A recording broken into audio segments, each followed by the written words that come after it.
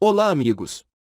Muitos, quando leem Atos 10, creem que Deus autorizou comerem todo tipo de carne animal.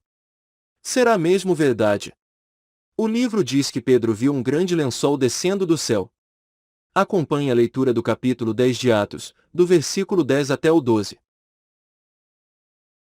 E tendo fome, quis comer, e enquanto lhe preparavam, sobreveio-lhe um arrebatamento de sentidos, e viu o céu aberto, e que descia um vaso, como se fosse um grande lençol atado pelas quatro pontas, e vindo para a terra, no qual havia de todos os animais quadrúpedes e feras e répteis da terra, e aves do céu. O texto diz que Pedro viu todo tipo de animal naquele lençol, ou seja, puros e impróprios para o consumo. Depois disso, eis que lhe veio uma mensagem, Atos 10, versículo 13. E foi-lhe dirigida uma voz: Levanta-te, Pedro, mata e come.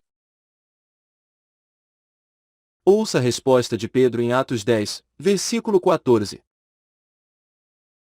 Mas Pedro disse: De modo nenhum, Senhor, porque nunca comi coisa alguma comum e imunda. Comum e imunda. Foi assim que Pedro classificou aqueles animais. Perceberam que lá no começo, foi apresentado a Pedro todo tipo de animal. Bastaria Pedro escolher qualquer animal que a lei permitia comer e pronto.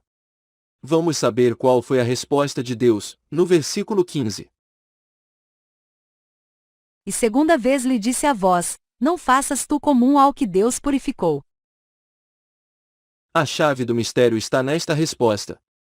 Note que Deus não está falando do imundo. O imundo continua sendo imundo, conforme diz na lei. O comum é permitido. Para elucidar a recusa de Pedro em comer o comum, devemos ir ao livro de Mateus, onde Jesus fala do Talmud, a tradição oral dos fariseus.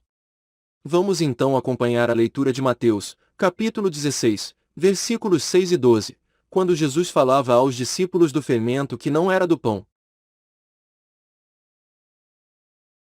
E Jesus disse-lhes: Adverti, e acautelai-vos do fermento dos fariseus e saduceus. Então compreenderam que não dissera que se guardassem do fermento do pão, mas da doutrina dos fariseus. A doutrina dos fariseus ensinava que um judeu não poderia associar-se a um gentio. Não poderia nem mesmo entrar em sua casa. Caso fizesse isso, seria contaminado. As Escrituras mostram essa cultura da época, como podemos ver em Mateus 8, versículo 8.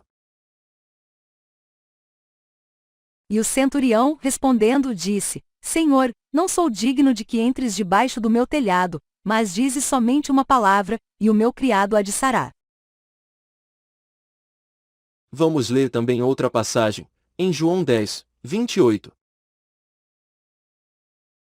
Depois levaram Jesus da casa de Caifás para a audiência, e era pela manhã cedo, e não entraram na audiência para não se contaminarem, mas poderem comer a Páscoa. E finalmente, poderemos ver que Pedro também seguia esta falsa doutrina dos fariseus. Conforme ele mesmo diz em Atos 10, versículo 28. E disse-lhes: Vós bem sabeis que não é lícito a um homem judeu ajuntar-se ou chegar-se a estrangeiros, mas Deus mostrou-me que a nenhum homem chame comum ou imundo. Acabamos de ver que a lei dietética continua em vigor e o equívoco de alguns pensarem o contrário se deve ao fato de não levarem em conta a cultura da época de Pedro, para chegarem à interpretação correta. Isto mais uma vez atesta que Jesus, o Messias, não veio para anular a lei e sim confirmá-la, como podemos ler em Mateus 5, do versículo 17 ao 19. Acompanhe a leitura.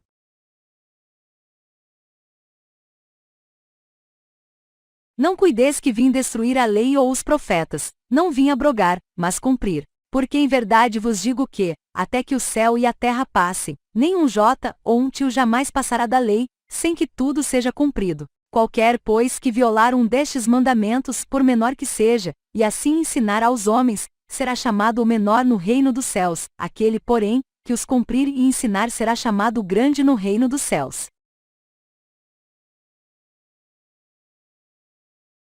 E assim, encerramos esse estudo das Escrituras, esperando que todos tenham compreendido bem o assunto. Respeito àqueles que pensam diferente, cabendo a cada um decidir sua posição no tocante à lei dietética ter sido abolida ou não. Obrigado a todos pela atenção.